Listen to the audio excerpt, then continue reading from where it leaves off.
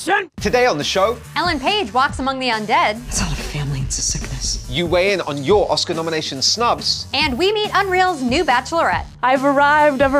It's Thursday, March 1st, and this is the IMDb Show.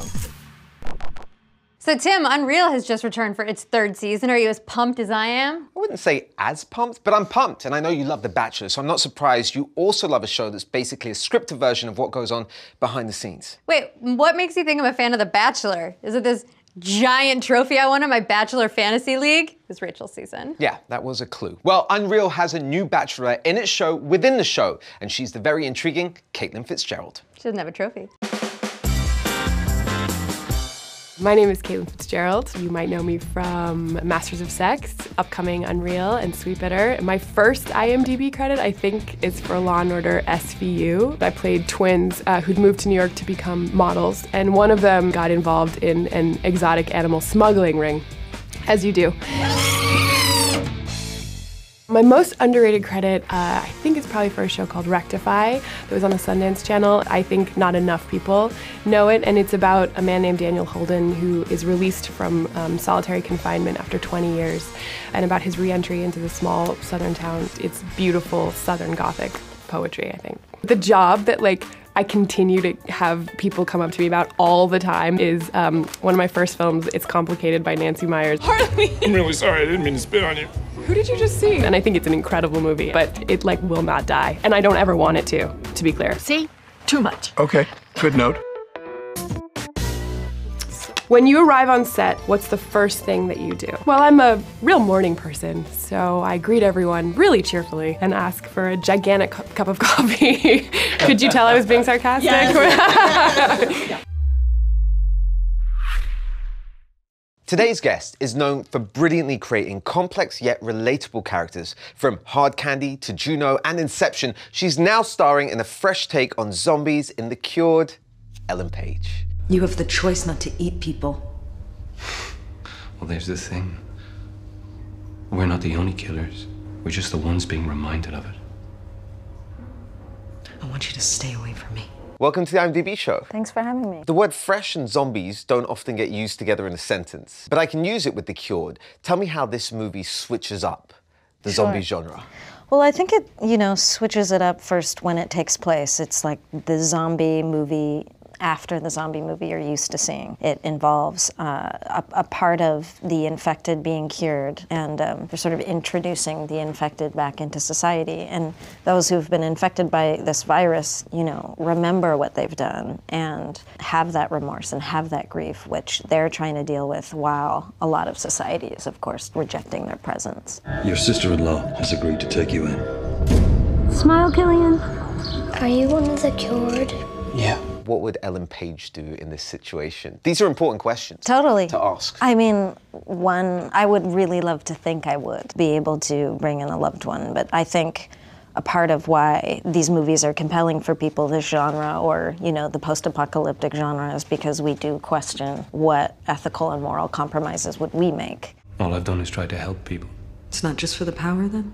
The Oscars are here. You were nominated 2008 for your performance in Juno. Yeah. I would like to know, what does it feel like to be an Oscar nominee? I just am so lucky that I got to play that part, No. There it is. That little pink plus sign is so unholy. Getting that opportunity and that alone was so special. I had such a great time making that film, and that, of course, was such a lovely thing to happen. And needless to say, it changes your career. I don't really know what kind of girl I am. Then you flip over to Inception, and you have genius mastermind Christopher Nolan. Preparing for that role when you're dealing with such kind of heavy imagination, is that more difficult to prep for? It can be, for sure. I think one of the awesome things about working with Chris, so much of what he does is so tangible. I think I was in front of a green screen twice. There really was a train in downtown LA. So and then in terms of those other parts, I think you imagine what it would be like if this was a reality. And that's fascinating to me, and what our dreams and what is happening when we're sleeping. Something, isn't it? Yes, it is. Well, Ellen, stay exactly where you are. We've got some fan questions coming from Twitter. But first, the Oscars are this weekend. And even with 9 films nominated for Best Picture, some of you had favorites that you felt got snubbed. You want to do the big one for the Best Picture? Well, I think we should both do it. I mean, what could possibly go wrong? The Disaster Artist. A Disaster Artist. The Disaster Artist. Oh, hi, Mark. Guardians of the Galaxy Volume 2. No! Star Wars The Last Jedi.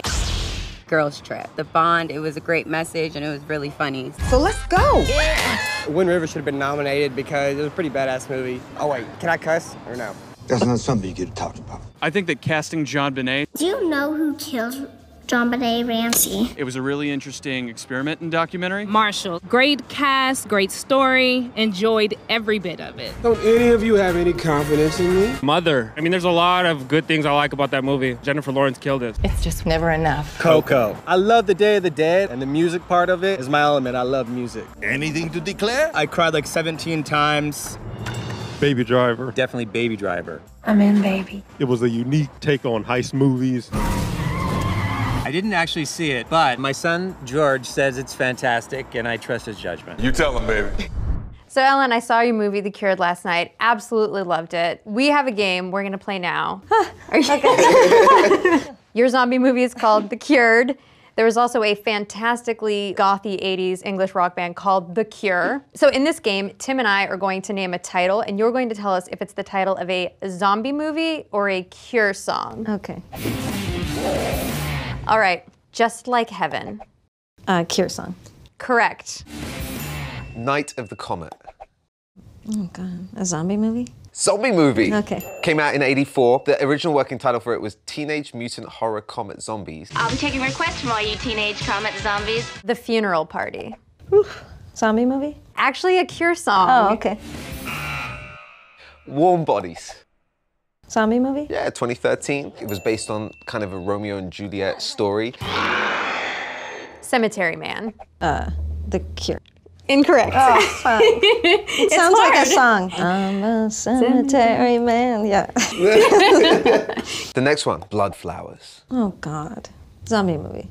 No, Cure song.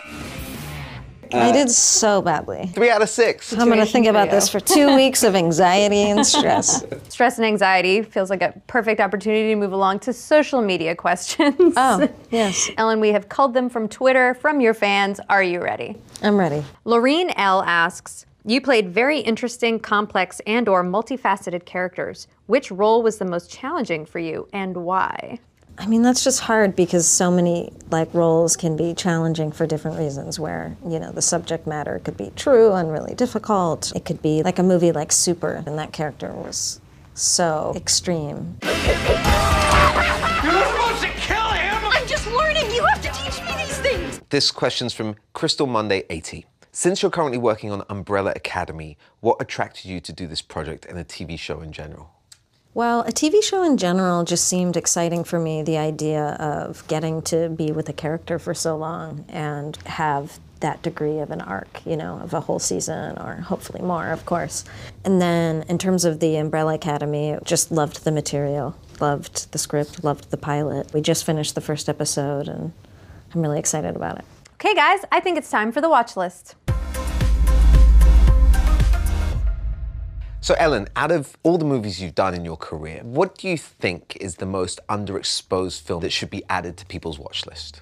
Like one I like or is special to me that no one saw. Not no one saw, I'm assuming friends turned up. Of course, yeah, my mom watched it. One, it's not bad. Well, there's a lot of Canadian independent movies that I made, and those are really special to me because they were also really, formative for me. So one called Will Be Wonderful that I shot in Nova Scotia when I was 16. Some things are about love, but you wouldn't understand that.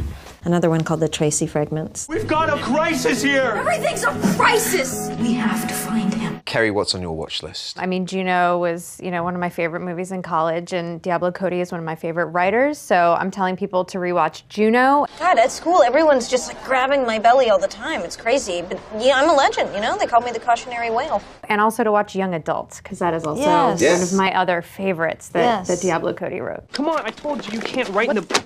Whatever, Bookman. What about you, Tim? What are you watching? I'm gonna go for Hard Candy. You thought since we've been chatting for 3 weeks that you knew everything about me? I love this film. It's a great watch because of its ongoing uneasiness and tension throughout the film. But if you've already seen Hard Candy, which was directed by David Slade, and want something in a similar vein, you probably want to check out Metalhead. It was the gripping season 4 episode of Black Mirror that Slade directed. And if you're in the mood for the truly dark and twisted, there's always Darren Aronofsky's ballet thriller, Black Swan. Ellen, thank you so much for being here on the IMDb Show. Congratulations on The Cured, which is out now. Yeah, thank you so much. Before we go, head on over to imdb.com/show where you can rate the show and watch all of our previous episodes. And as we close the show, we're going to roll the best parts of this week's trailers into one great trailer.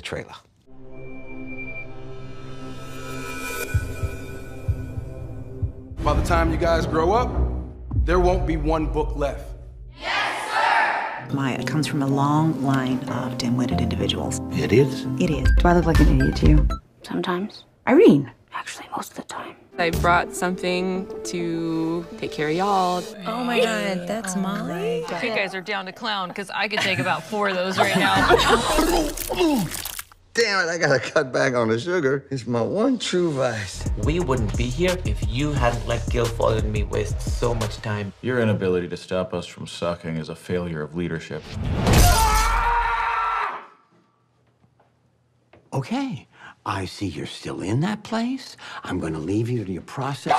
They can wait till Monday.